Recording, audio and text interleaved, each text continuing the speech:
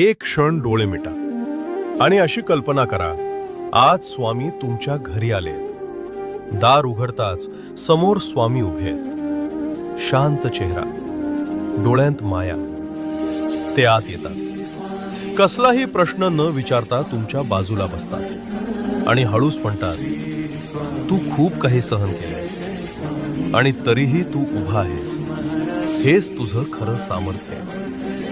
जे तुटलं ते तुला कमकुवत नाही तर शहाणं बनवतं. जे झालं नाही त्यासाठी स्वतःला दोष देऊ नकोस, कारण योग्य वेळ नेहमी योग्य उत्तर घेऊन येते.